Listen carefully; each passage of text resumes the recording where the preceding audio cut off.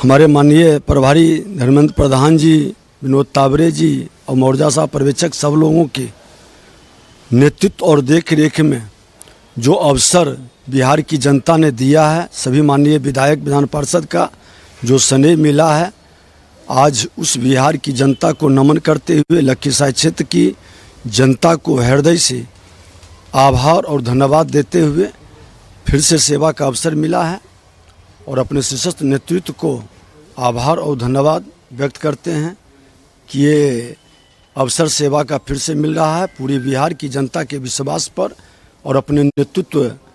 के संकल्प को साकार करेंगे।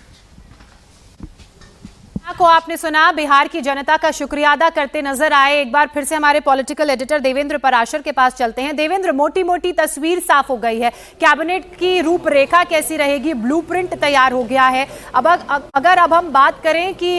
किस लिहाज से इसे तैयार किया गया है, तो कुछ चीजें तो बड़ी कॉमन नजर आ रही हैं। MY फैक्टर का ध्यान रखा गया है, इसके अलावा जातीय के अलावा क्षेत्रीय समीकरण का भी ध्यान रखा गया है।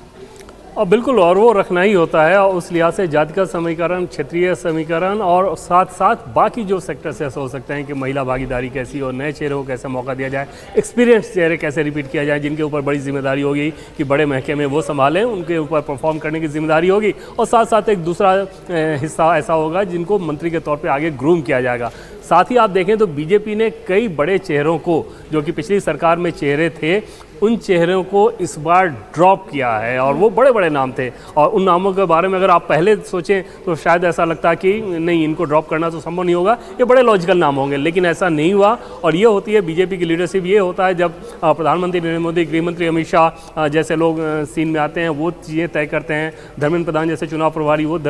चुनाव प्रभारी जब जाते हैं तो वो ग्राउंड पर वो फीडबैक देते हैं जो कि पार्टी के लिए बेहतर होता है। और उस फीडबैक का नतीजा ऐसा होता है, इसमें आप देखें कि ऐसे नाम को भी शामिल किया गया है जिनको जब फोन कल रात गया होगा तो उनको अंदाजा भी नहीं होगा। जैसे प्रमोद चंद्रवंशी को ये कहा जाना, रामकृपाल यादव जैसे बीजेपी के ढांचे में ये कहा जाता है कि नित्यानंद राय के रहते रामकृपाल यादव की भूमिका बहुत बड़ी हो नहीं सकती थी, लेकिन रामकृपाल यादव अगर मंत्री बन रहे हैं तो समझा जा सकता है कि अपने आप में वो कितनी बड़ी बात है। संजय टाइगर अपने मंत्री बन रहे हैं तो वो किसी लॉबिंग वाले गुट के नहीं है, तो वो अपने आप में सीधे समझ में आता है कि इसका मतलब टॉप लीडरशिप को, उनके बारे में यही बीजेपी की शायद देवेंद्र खासियत है जिस पर आप भी लगातार इशारा करते रहते हैं कि एक तो विनिंग क्राइटेरिया क्या हो सकता है, विनिंग पॉसिबिलिटी क्या हो सकती है, और दूसरा फ्यूचर पर्सपेक्टिव को भी पार्टी ध्यान में रखती है और इसलिए अपना एक ऐसा मंत्रिमंडल तैयार कर रही है